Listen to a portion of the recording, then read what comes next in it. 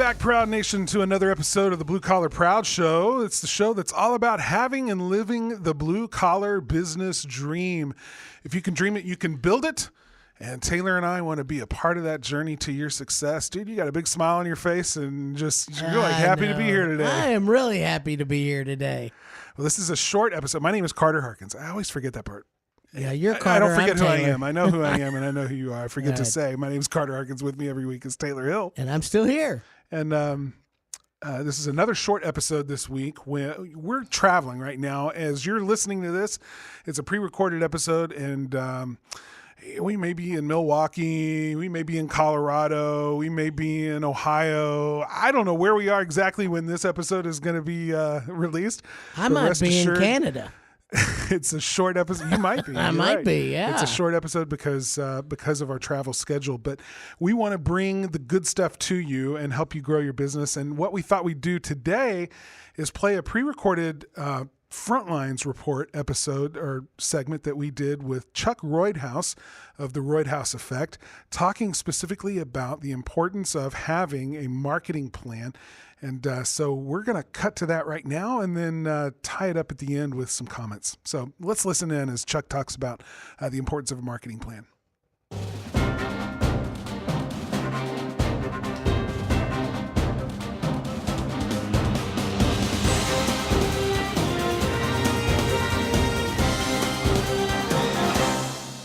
Let's go now to the front lines with Chuck Roydhouse from the Roydhouse Effect. Hi, Chuck. What are you seeing out there? Hey guys, thanks for letting me be on again. I appreciate it. What I'm seeing out there is a lack of marketing plans, and I don't know if that's from just people not understanding what marketing is, which is not really advertising. Part of your marketing plan can be advertising, but things that I like to look at is all different types of marketing, and it could be very passive marketing, such as refrigerator magnets, pens with your name on it, maybe giving out, coloring books at some of these fairs that you would have if you have like a shop local or you're at a county fair and you have a booth, and things just to kind of help brand you. That's part of the marketing. It could be commercials on television. It could be jingles on the radio. It could be a lot of your behind-the-scenes social marketing with your Twitter and your Facebook and your Instagram. All those need to be planned out because it's all part of what needs to go on to be relevant in today's business climate of the customers being able to find you. The customers want to see a culture to see where you're involved in the community in different things. One of the things that our two companies are involved in is we support our company charity is Sweep Away Cancer. And that's a 5013 nonprofit, and anybody can donate to it. It's a nationwide system. Actually, it's worldwide now. We sell T-shirts and things like that. Well, we promote that as part of our company culture on our websites, and we let our clients know that certain times of the year that we will either accept donations, we'll drive them to that website if they'd like to donate. They'll see us wearing pink shirts for our chimney guys that go out and do chimney service. And the idea is marketing is not saying, I have a sale on Windows this week, call me. Marketing is saying, hey, I'm out there and I want to help and I'm part of this community. And you have to do that from many venues. Well, that's really true. To the old days, marketing was simply, what do we have? What do people want? And how do we let people know about what we have that they want? And I mean, in simplest terms, but these days it really is more about, people make purchasing decisions now based on different factors than they used to. They want to know the company. I have choices when it comes to a plumber. And I want to choose a plumber that is in line with what I value in the world. And so they're looking to see, does this company care about the things that I care about? Beyond just, will they give me good service and take care of my leak? It's, do they support local arts or charities, or do they, how do they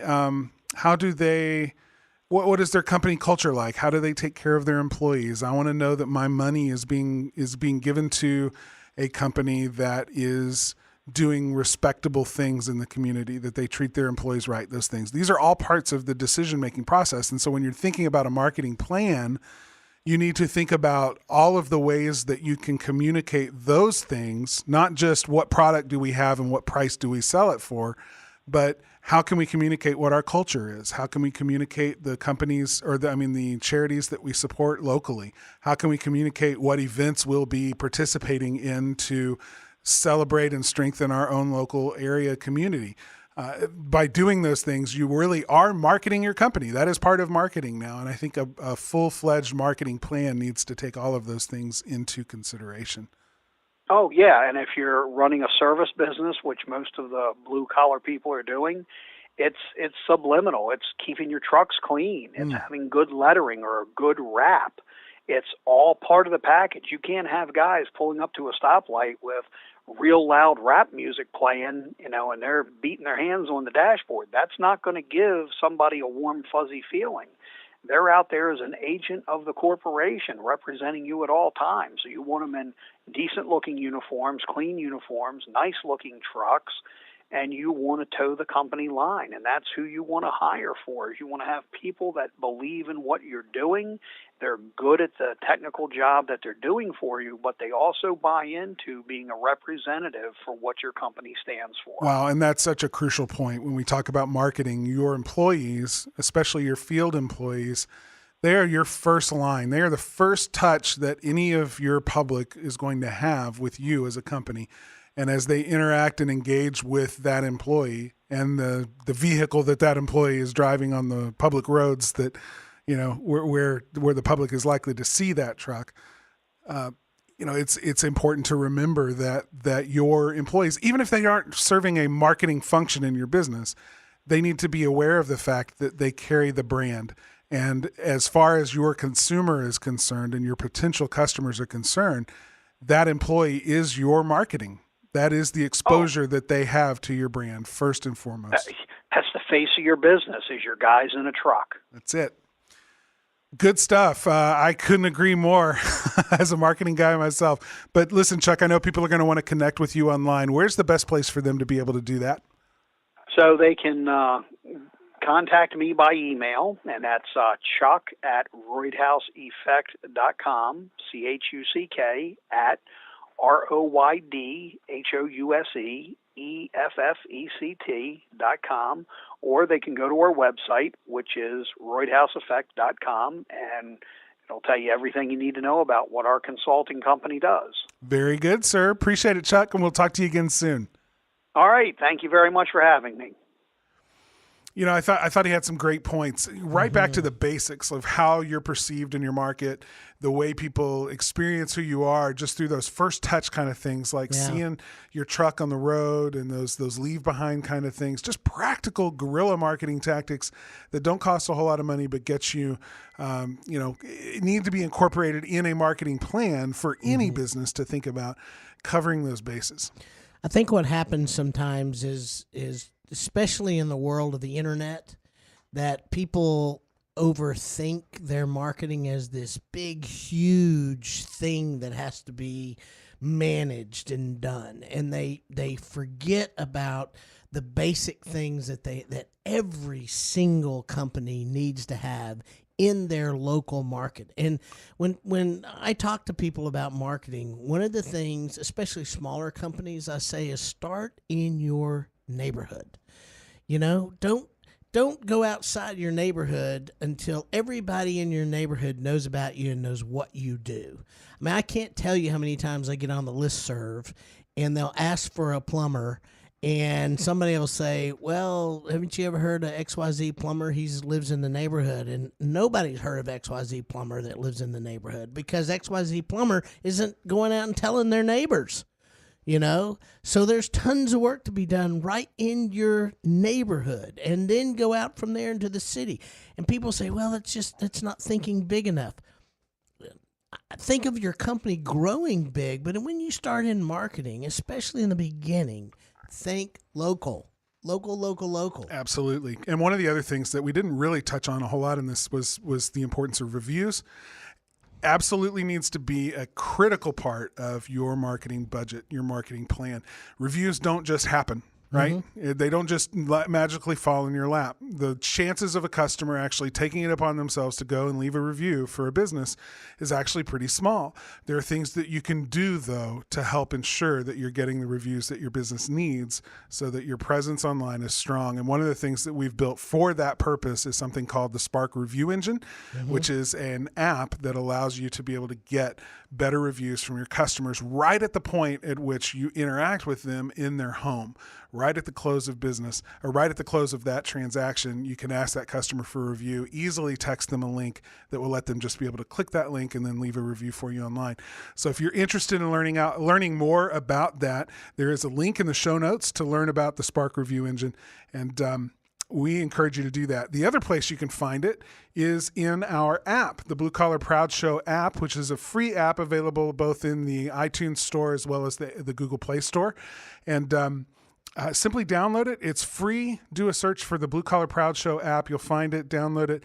And in the special offers section of the app is information about the Spark Review Engine. If you don't have a tool for getting good reviews, you owe it to yourself to check out the Spark Review Engine, give it a try, and see how it'll change the number of reviews that you get. We have customers right now that last year alone probably got 500 reviews using it in 1 year.